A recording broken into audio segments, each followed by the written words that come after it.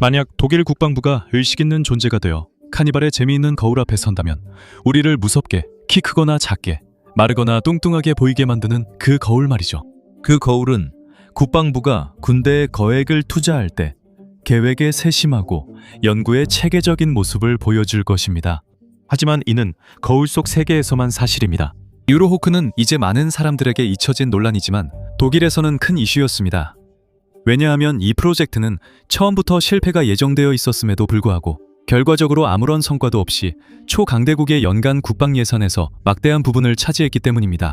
이 정찰 무인기는 독일의 국가안보에 전혀 기여하지 못했고 지금은 그저 박물관 전시품에 불과합니다. 그런데도 유로호크는 전 세계적으로 수십만 시간 동안 운영되어 온 유명한 정찰 무인기인 글로벌 호크를 기반으로 하고 있습니다. 당시로서는 혁신적인 채공 시간과 정보 수집 능력으로 잘 알려져 있었습니다. 이 능력들은 너무나 중요하다고 여겨져서 미국은 다른 플랫폼의 예산을 삭감하면서까지 글로벌 호크 프로그램에 더 많은 자금을 투입했습니다. 그렇다면 독일은 어설리글에 이렇게 훌륭한 것을 받아서 역사상 가장 비싼 박물관 전시품 중 하나로 만들어버린 걸까요? 자, 그 질문에 답하려면 처음으로 돌아가 봐야겠죠? 글로벌 호크의 설계와 목적. 1990년대 미국 공군은 정보, 감시, 표적 획득, 정찰 임무, 즉 아이스타 역할을 원격으로 수행할 수 있다는 것을 인식했습니다. 이것은 전 세계 여러 군데가 훨씬 이전부터 고민해왔던 아이디어였습니다. 예를 들어 미국 군군은 1950년대 후반에 SD-2 오버시어 정찰 무인기를 개발했지만 실제로 운용되지는 않았고, 소련은 야코블레프 프첼라를 개발했는데 기본적으로 현대 드론과 매우 유사합니다. 글로벌 호크 프로그램은 원격 조종과 고고도 장시간 채공, 탐지를 피할 수 있는 아이스타 플랫폼 개발을 목표로 했습니다. 이는 촘촘한 방공망에서도 작전을 가능하게 합니다. 록히드 마틴 다크스타는 글로벌 호크에 밀렸습니다. 글로벌 호크가 더 긴 항속거리와 채공 시간을 제공하며 효율성 중심 설계 덕분이었습니다. 글로벌 호크는 녹화 시점 기준으로 미 공군이 보유한 가장 큰 무인 항공기이며 그 날개는 정말 거대합니다. 이는 장시간 채공이 필요한 무인 항공기에서 매우 중요한 설계 특징입니다. 현대의 글로벌 호크인 RQ-4B는 날개 길이가 130피트, 즉 39.9m에 달하며 기체 본체는 그보다 거의 3배나 짧은 47피트 7인치, 약 14.5m입니다. 이전 글로벌 호크 모델인 RQ-4A는 길이가 약간 더 짧아서 44피트, 즉 13.4m였고 날개 길이는 116피트, 약 35.5m였습니다. 즉 글로벌 호크는 변형과 무관하게 약 25의 뛰어난 날개 종횡비를 가집니다. 이는 군용 글라이더 등 엔진 없이 오래 비행하도록 설계된 항공기와 비슷한 수준입니다. 매우 높은 날개, 종횡비는 양력 대 항력 비율에 긍정적인 영향을 주며 그 결과 항공기의 연료 효율성을 극대화할 수 있습니다. 구체적으로 비교해보면 글로벌 호크는 약 25의 날개 종횡비와 33에서 34 사이의 양력 대 항력 비율을 가지고 있는 반면 F-22는 2.1의 날개 종횡비와 아음속에서 8.4의 양력 대 항력 비율을 가지고 있습니다. 간단히 말해서 물리학적으로 날개 길이가 길수록 채공 시간이 길어지지만 기동성은 떨어진다고 할 수 있습니다. 반대의 경우도 마찬가지여서 전투기는 기체 길이에 비해 날개가 훨씬 짧은 것입니다. 전투기는 30시간 이상 연속으로 비행할 필요는 없지만 굉장히 극한의 기동을 해낼 수 있어야 합니다. 이 때문에 F-22는 실제로 탐지된다 해도 미사일을 쉽게 피할 수 있는 반면 글로벌 호크는 상대적으로 격추시키기 쉽습니다. 날개는 전부 탄소 섬유 에폭시 복합재로 만들어져서 상당히 가볍지만 내부에 약 4톤, 즉 8,800파운드의 연료를 실을 만큼 충분히 튼튼합니다. 글로벌 호크의 효율성을 극대화하기 위해 사용된 또 다른 방법은 V자 꼬리 날개를 사용하는 것이었습니다. V자 꼬리 날개는 항공기 세계에서 꽤 드문 편인데 가장 유명한 예시는 물론 전설적인 록히드 F-117 나이트호크입니다. V자 꼬리 날개가 그다지 인기가 없는 이유는 오늘날에는 실용적인 용도가 많지 않기 때문이며 T자 꼬리 날개가 표준이기 때문입니다. 하지만 글로벌 호크의 V자 꼬리 날개는 올바른 선택임이 입증되었습니다. 꼬리 날개는 50도 각도로 설치되며 폭은 3.5m, 즉 11.5피트에 조금 못 미칩니다. 이 설계가 선택된 이유는 두 개의 꼬리 날개가 T자 꼬리 날개 3개의 표면보다 가볍고 단일 꼬리 날개는 배기구를 더 무겁게 바꿔야 해서 제외됐기 때문입니다. 수직 꼬리 날개는 부피로 방향 제어에 유리하지만 글로벌 호크의 궁극적 목표는 최대한 오래 공중에 머무는 것이었습니다. 가벼운 무게 외에도 V자 꼬리 날개는 T자 꼬리 날개보다 유도 항력과 기생 항력이 적게 발생하며 글로벌 호크 입장에서도 가능한 한 오랫동안 공중에 머무르기 위해 항력을 최소화하는 것이 이익이었습니다. V자 꼬리 날개가 좋은 선택이었던 또 다른 이유는 엔진 배기구에 수직 안정판을 두지 않아도 됐기 때문입니다. 이렇게 하면 흐름이 방해되어 추력이 줄고 시간이 지나면 기체가 손상될 수 있습니다. 또한 V자 꼬리 날개는 직각이 적어 스텔스 성능에 유리합니다. 글로벌 호크의 엔진은 원래 상업용 여객기용으로 설계된 롤스로이스 F137-R, F137-R100 터보팬입니다. 하지만 이 엔진은 글로벌 호크에도 쓰입니다. 추력대 중량비는 4.5로 정확한 수치는 비밀이나 글로벌 호크에 적합합니다.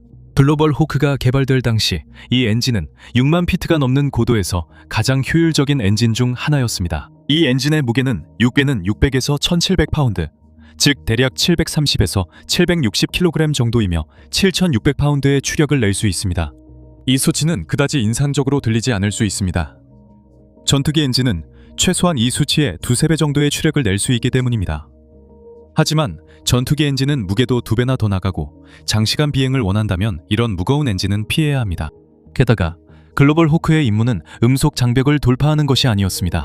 실제로 글로벌 호크의 두 번째 세대 모델인 RQ-4B는 최대 속도가 시속 391마일, 즉 629km에 불과하며 순항 속도는 그중 약 90% 정도입니다. 글로벌 호크의 첫 번째 버전인 블록 10은 무게가 6.7톤, 즉 14,800파운드였고 이후 버전인 블록 20, 30, 40은 왜 그냥 1, 2, 3, 4라고 하지 않았는지는 묻지 마세요. 저희도 모릅니다. 무게는 6.8톤, 즉 15,000파운드에서 50파운드 모자란 정도입니다. 하지만 이것은 공차 중량일 뿐이고 글로벌 호크는 추가로 3,000파운드 구형 버전의 경우에는 2,000파운드까지 더 실을 수 있습니다. 하지만 이 숫자는 무장을 의미하는 것이 아닙니다. 글로벌 호크는 유엔처럼 말 못할 만행이 벌어지는 동안에도 엄청난 양의 센서와 레이더를 싣고 그저 관찰만 할 뿐입니다. 센서 장비 6만 피트 이상 아래에서 무슨 일이 일어나고 있는지 파악할 수 있는 능력이 바로 아이스타 플랫폼의 성패를 좌우합니다. 블록 10과 20 글로벌 호크는 센서 성능은 같지만 블록 20은 더 크고 1000파운드 더 실을 수 있어 더 나은 레이더와 센서를 탑재했습니다. 두 블록 모두 합성 개구 레이더와 전자광학 및 적외선 센서를 탑재하고 있었습니다. SAR로 알려진 합성 개구 레이더는 2D와 3D 지형 재구성을 만들어내기 때문에 지형 매핑에 매우 중요합니다. 레이더는 고정될 수도 있지만 보통 항공기나 우주선에 장착됩니다. 이는 안테나 움직임이 지형 정보를 자세히 제공하기 때문입니다. 글로벌 호크에 탑재된 레이더는 하루에 최대 13만 8천 제곱킬로미터까지 탐지할 수 있습니다. 탐색 모드에서는 이는 대략 타지키스탄 크기와 비슷합니다. 혹시 더 가까운 비교를 원하신다면 글로벌 호크는 하루 만에 영국 전체와 푸에르토리코 전체를 탐색할 수 있습니다.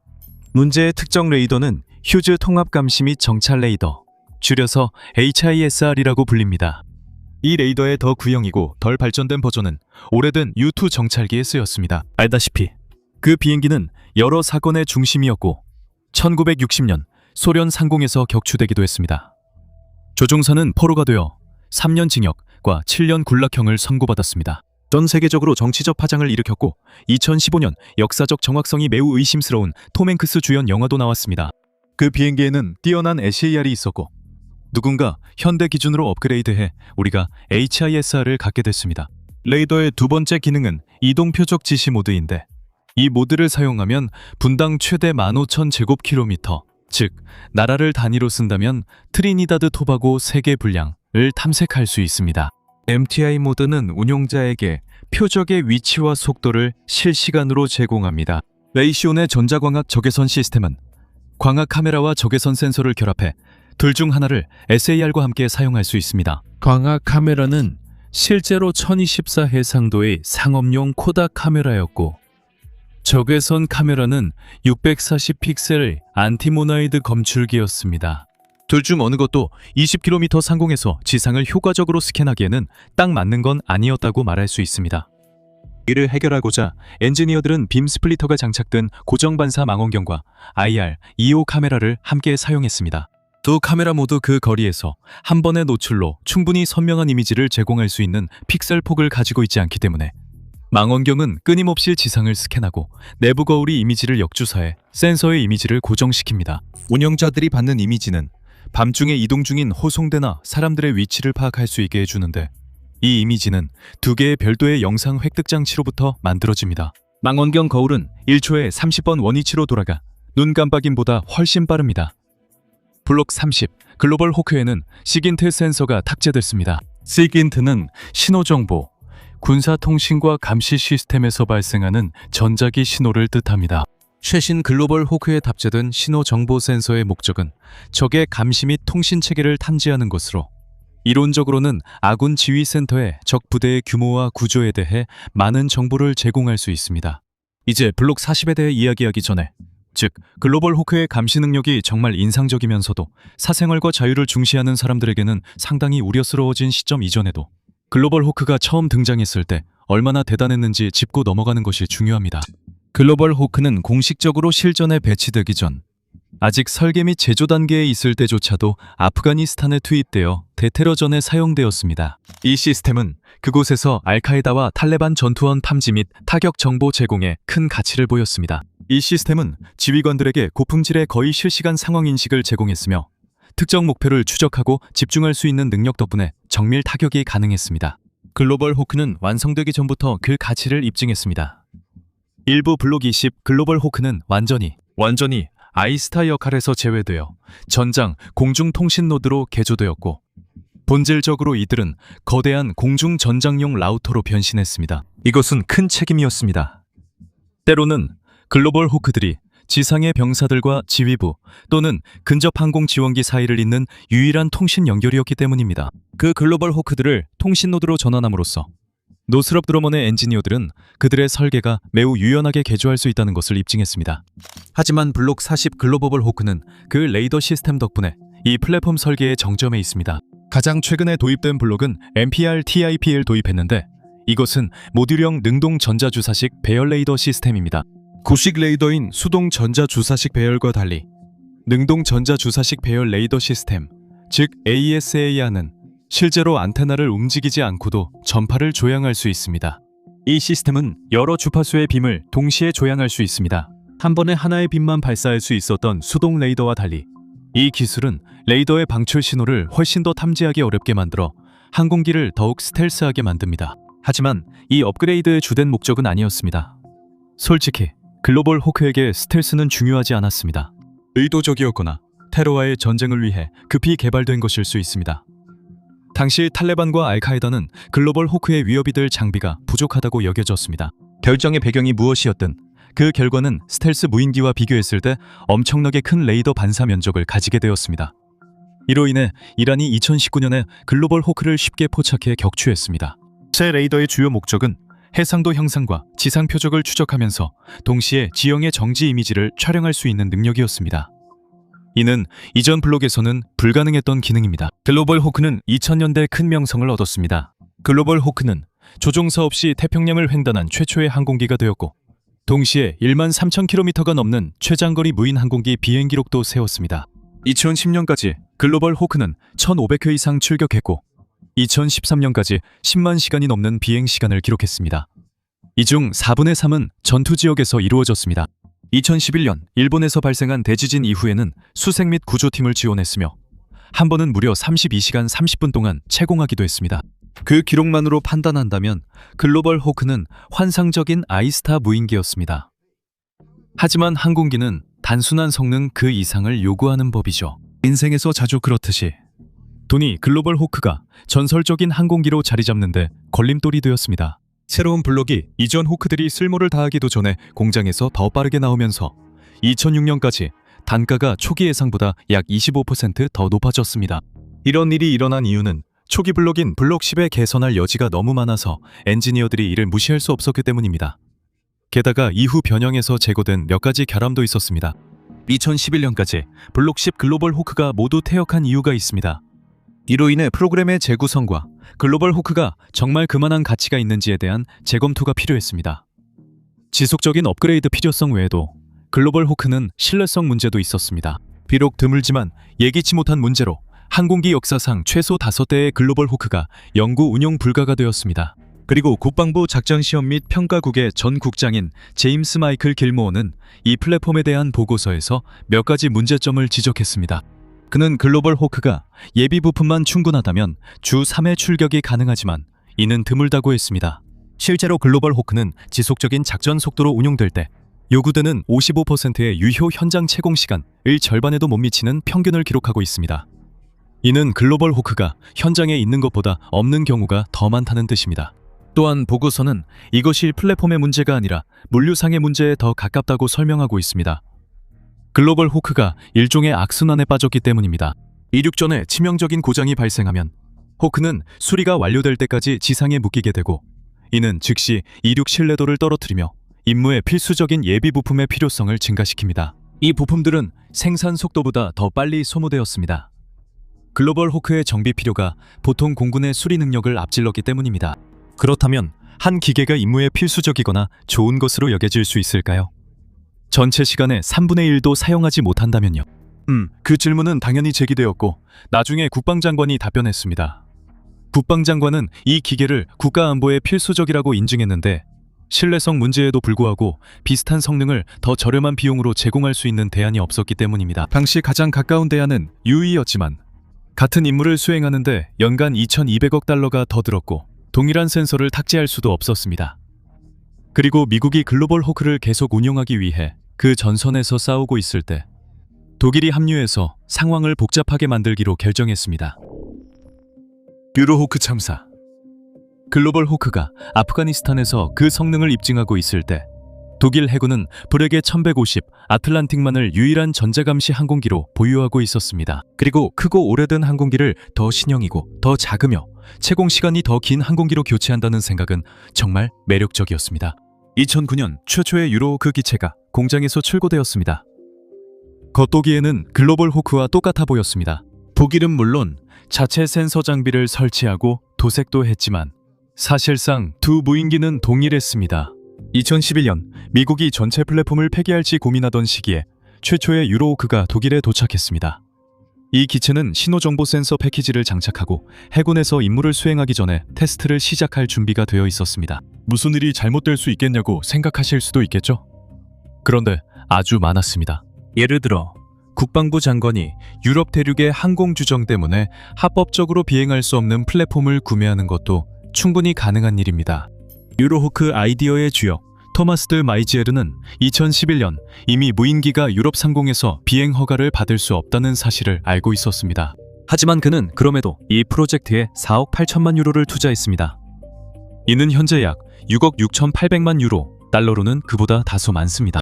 이것은 곧 치명적인 실수로 드러나게 됩니다. 유럽에서 이륙 허가를 받으려면 무인 항공기는 조종사가 탑승한 항공기와 함께 관리되는 공역에서 안전하게 비행할 수 있어야 합니다.